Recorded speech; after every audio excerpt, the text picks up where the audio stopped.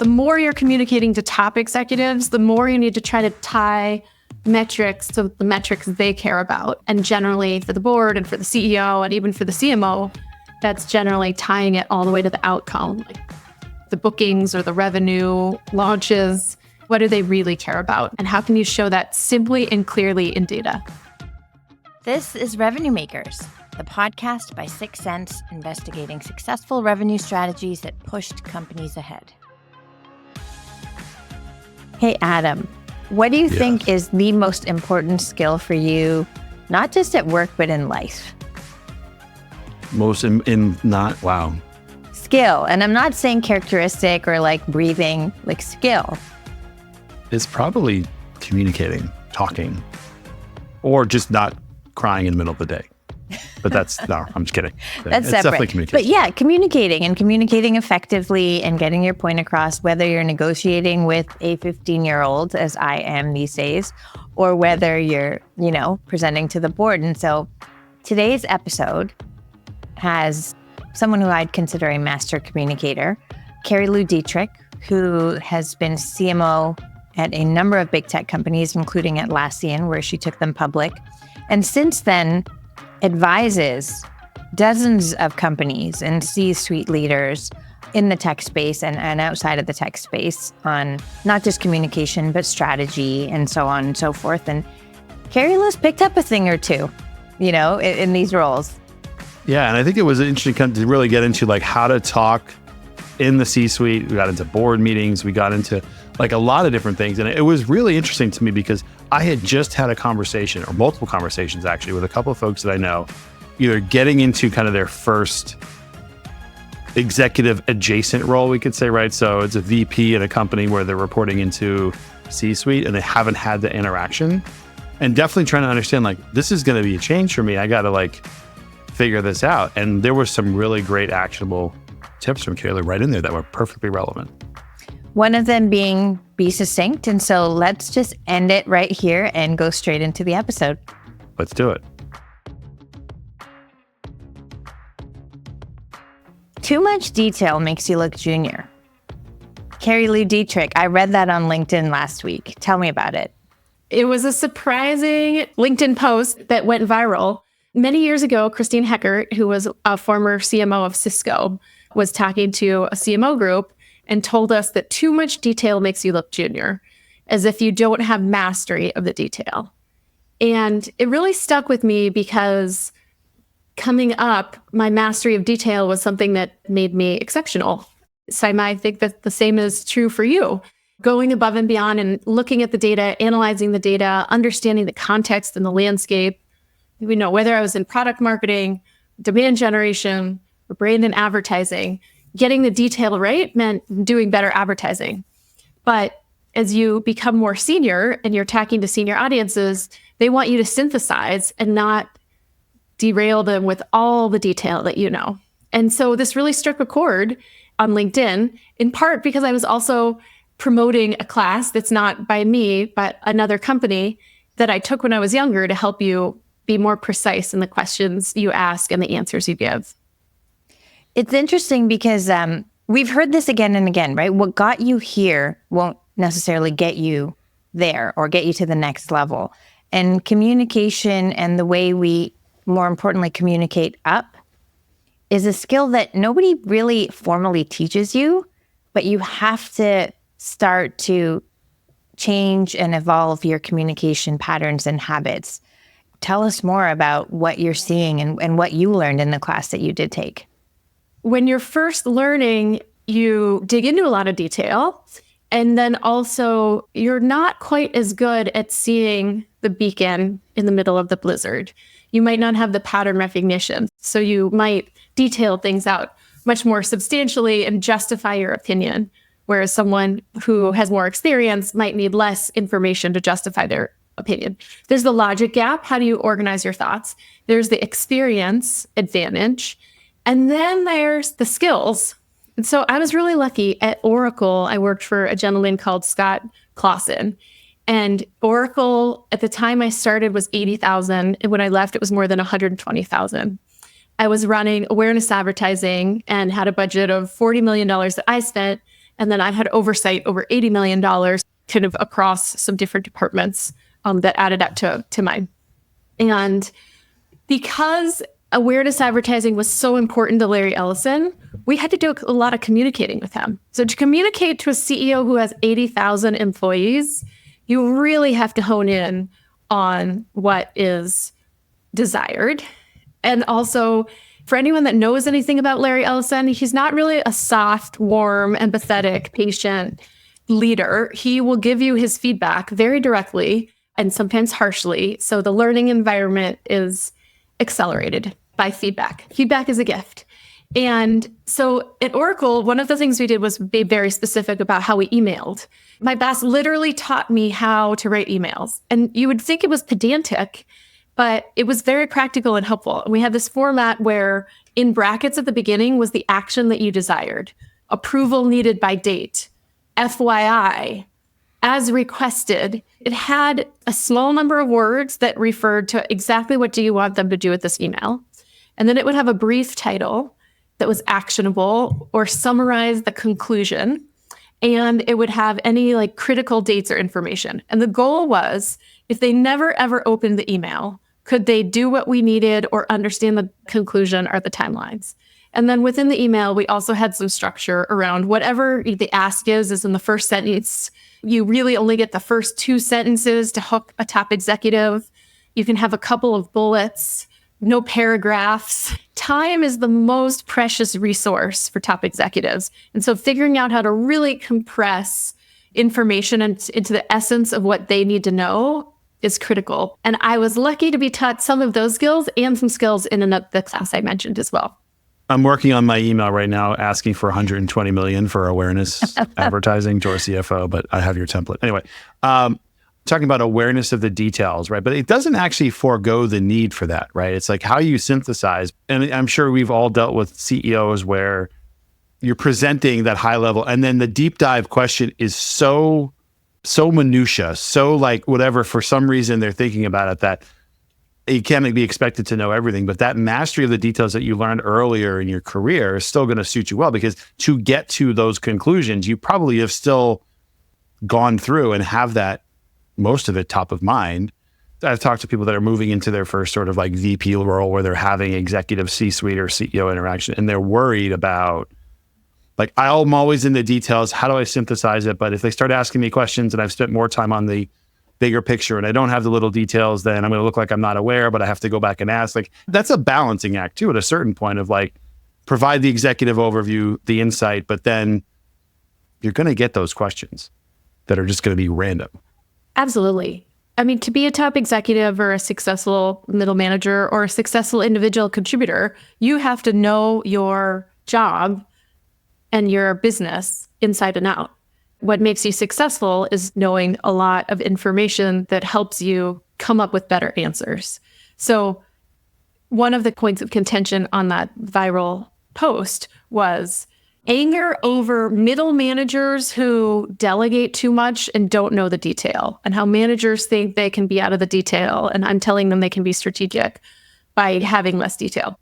The focus for Christine and for me is about how you talk to top executives, not what you know. Let's take board meetings as an example. This is one of the places leaders start to need to really synthesize, talking to your CEO internally, talking to C-suite or vice presidents. What's important is that you know lots, but you identify just what they need to know. Like, what's the recommendation? And then what are some of the details? What's the most important data point that shows your hypothesis might be right? And how do you show that in a really clear and straightforward way? Like, the worst thing to do is dump a whole data deck on an executive where they have to do the analysis.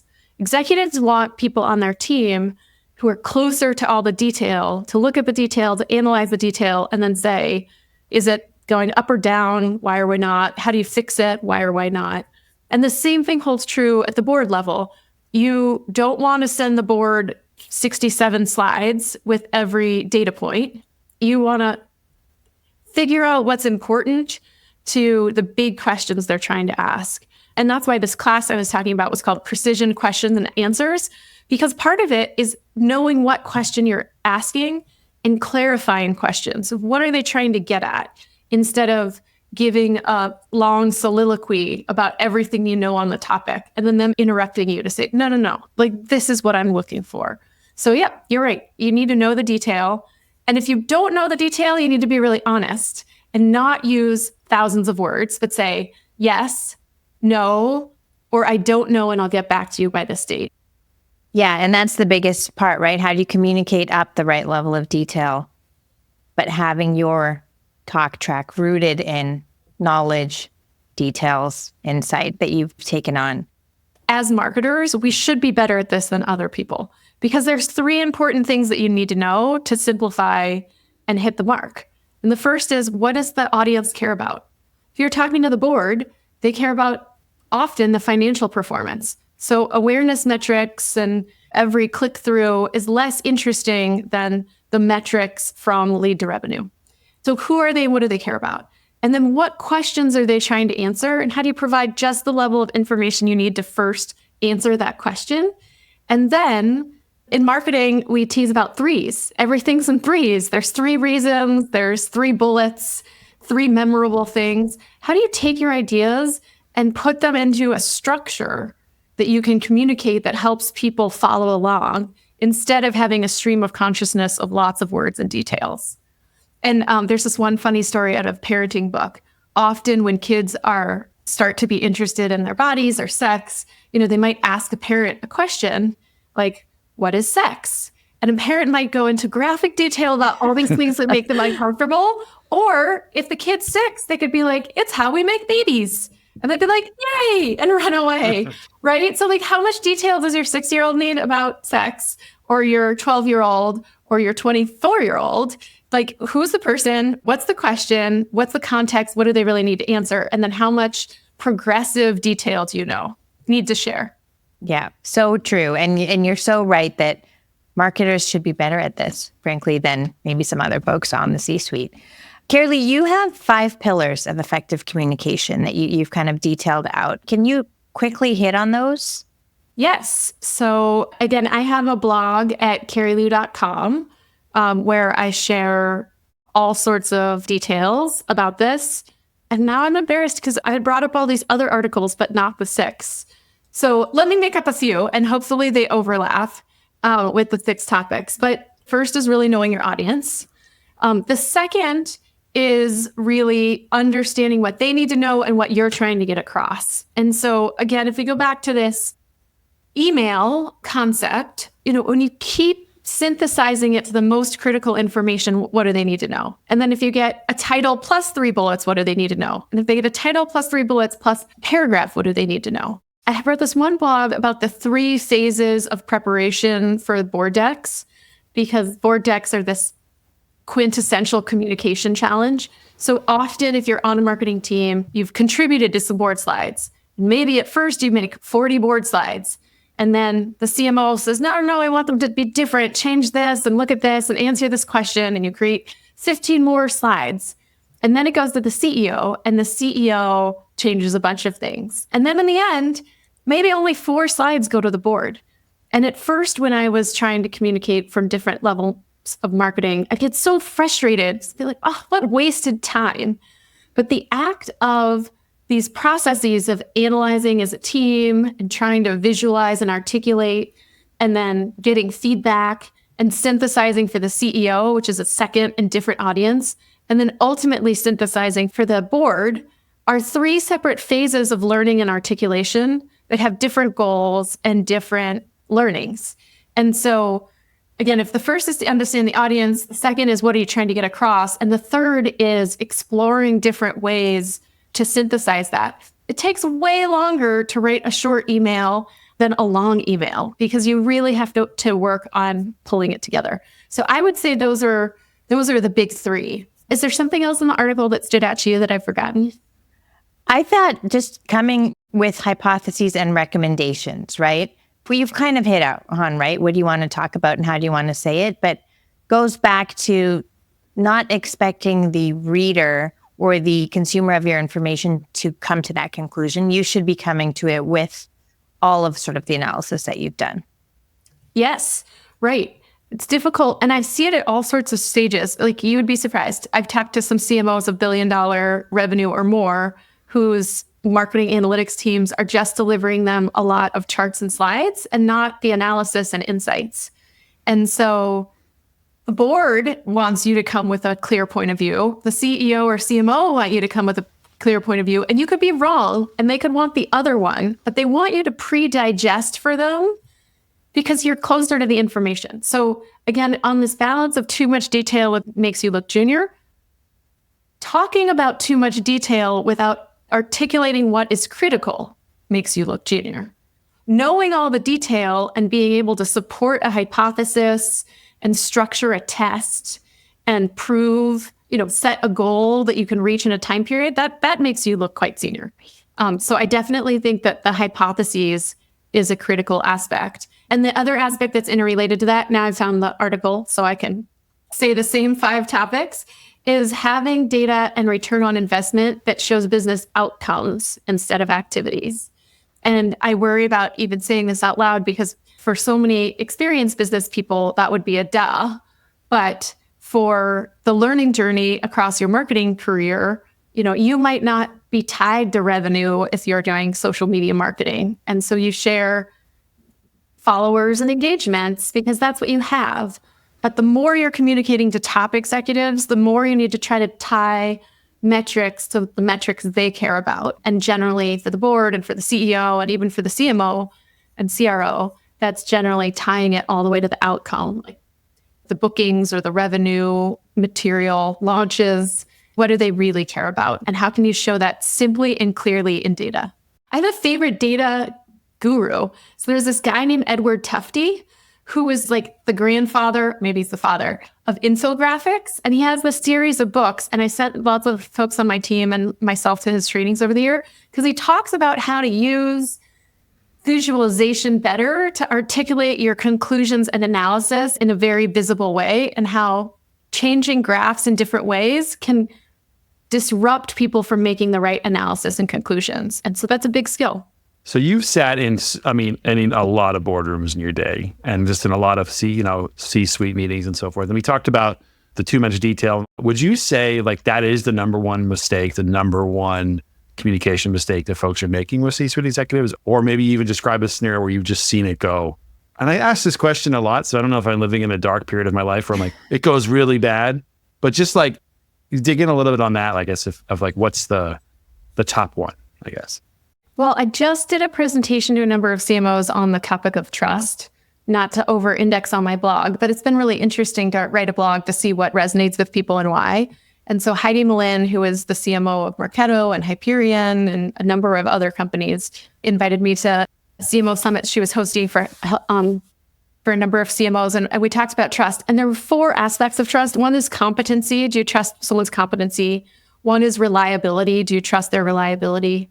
One is affinity, like do you have stuff in common and are you connected to one another? And one is integrity. Are you playing on the same values and moral goals?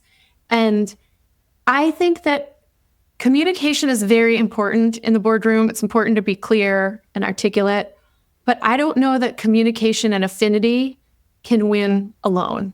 Like the board actually wants competence. They want you to set goals and predict if you can hit those goals, hit the goals, and then recommend changes to accelerate growth or to get back on the growth track. So I think any good communication starts with having a shared understanding of what the objectives are that you're trying to reach. So in your very first board meeting, you don't really have any control over your department yet. And your first board meeting is generally articulating your outsider's perspective of the company. You did a lot of research before you joined. What is the market perspective before you get inundated and drink our Kool-Aid? And what are your observations of the team once you join? And what's your kind of strategy and focus and how will you sequence things? So you're kind of off the hook the first time. But the second and third and fourth is we're trying to hit these goals. Did you hit these goals or not? And I think where sometimes people fall down is haven't hit the goals and you talk about everything else and there's waving hands, I think that undermines trust. Where you could say, hey, look, we set really aggressive goals. We haven't been able to hit them. This is why. There's 3 areas I see of challenge in the business. This is what I've done to address those 3 areas of challenge in the business. And this is when I'll know if it's working or not. So again, you might have come up with 17 hypotheses and have 42 programs you're going to run. But how do you put them into some categories so that they're digestible? And then only provide a lot more information if they ask for more information. Yeah, it's a good reminder. We've spoken a lot about the board in relation to the topic at hand, which is communicating effectively to executives. I want to almost take it to a different lens where the job market is what it is. There's a lot of turnover. There's a lot of folks interviewing for roles, and it's just very competitive right now, particularly for CMOs and other C-level execs. How would you take some of these tips and frame them for folks who are actively interviewing with multiple people on the C-suite? So I think it's important to understand the audience and what's important to them again. So let's say you've already gotten an interview, because I think, we can talk about how you customize your resume to the words that they have on the job opening. I think we have to do that. How you network your way into someone who knows someone. I think that gives us a better chance. How to research the market and have a point of view on the company's challenges, opportunities, and strategies. I think we need to do that. But if you've already gotten an interview, and it sounds like the question is talking to multiple different stakeholders, it's really important to not come in talking, but come in listening and asking questions. So at the very beginning of my career, I was in sales. And a lot of sales methodologies recommend spending maybe a majority of the meeting getting to understand the pains of the customer and what's really their urgency and what drives them. And if you can spend 20 minutes understanding the strategy and 10 minutes really customizing your solution to their words and their pain points, it's considered a more successful meeting than one where you come in and just walk them through your default slide deck. So if you're meeting with the head of engineering, you might want to talk more about how product marketing interfaces with product management and how you think about tiers for launching products. If you're meeting with the sales org, for sure you want to have orientation around revenue. But again, I would challenge people to spend more time asking questions, like what worked about the previous structures? What didn't work? What kinds of leads are you looking for? Tell me more about the sales process.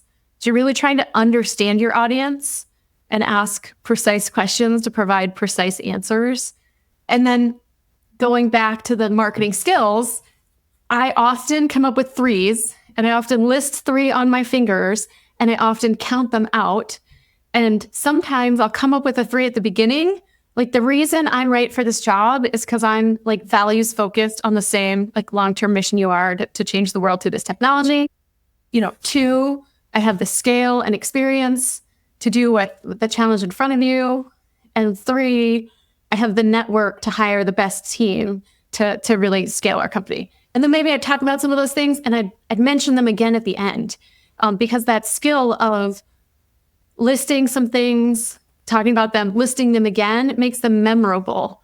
And these are the same skills we teach a CEO or a vice president in their keynote speech for our conferences, right? We're going to write a keynote. It's going to have an intro, 3 sections, a conclusion, and a restatement of the 3 sections. We want to try to use that in our own life to help people process all the information we're giving them. I was just thinking too about, as you're going through that, back to your Oracle story, there's a company culture component here too, a little bit in terms of, if you've ever the Amazon way, where they write these 17-page, not 17, but whatever long memos outlining everything that's going to go on in the meeting. And then they sit there and they read them. And PowerPoint is verboten and all that. So, which that exercise in and of itself seems to be get into the details so everyone knows every little thing you're going to talk about, versus what it sounded like at Oracle, at least from an email perspective, was boom, boom, boom. You got to be a bit of a chameleon, because you move from, especially wherever you sort of spent your time training, you could say, or getting sort of that C-level talk down and that working that way. And then suddenly you move over to a different company in your mind, how do you navigate that where there's certain tenets that you follow, but yet the company is saying, well, that's great, but write 10 pages of everything that we're going to talk about over the next 20 minutes. Like that one, the Amazon thing has always fascinated me, but curious what you think about that. I think a lot of the skills transfer, and then of course you have to customize them. So just to clarify, my understanding of the Amazon is that they're only allowed to use 2 pages. Oh, really? Okay, that I didn't know that part. I had heard years ago that it was 6 pages and then it was 2 pages that I heard from the last Amazon executive. And actually, I really want to write a blog on that. Maybe that's going to be my blog, but I want to interview a blog person on it. But 2 pages. And so the challenge is, how do you synthesize a whole concept to 2 pages? And like, what's the background that's most relevant? What information do you need to know to make this decision? And then here are some links to the resources where you could learn more or something. The biggest challenge for me in something like that would be you need to restructure your day to have time to write memos instead of just needing all day. But I think that's the right focus of time, having someone do focused thinking so that everyone else doesn't have to sit there for an hour while we brainstorm what we're going to talk about. Oracle is very direct. Atlassian was very warm. Oracle was email, Microsoft Shop, PowerPoint. Atlassian was obviously Confluence and Jira tickets. And in Confluence, I really miss Confluence because I don't use it with all of my clients necessarily. But in Confluence, you could put a whole bunch of detail on a page. And then there was this way to shrink things up. So you could have 3 sections and then, I'm forgetting the word, but like shrink up. Collapse. Collapse, thank you. Collapse the detail so that you could have a whole bunch, you could have something that someone could scan and they could expand the detail if they wanted. Sometimes at Atlassian, we would get into these QBRs, though, that were like an arms race of detail. I think I prepared for one executive QBR, by reading for like 12 hours to read everyone's information because I'm a detailed person who wants to know the detail. So it can be dangerous. You're right. Different cultures can be dangerous. Although one of the best pieces of advice I ever got was from the CRO at Atlassian, Carilu Dietrich, who I had worked with for companies before. And he at one point said, Carilu, your slides are so rich, but why don't you take everything on the slide and put it in the notes and put 3 words on the slide? And at first I was so annoyed. I was like, no, this is the important detail to like support whatever we need to do. But he's right to challenge me in some ways because you don't always need all the detail on every slide. You can have some like what I'm trying to get at. This is the big point that you need to take away, and then have something that's collapsible or a follow-up or like a hidden slide that you could open if you need it with some more detail. So I think there's really a yin and yang to finding the right balance of detail and strategy high level, both for yourself and for different companies' cultures. Yeah. 12 hours of reading to prepare for a QBR could qualify as the answer to this next question, but it's a question we ask everyone, Carilu. It's the last question.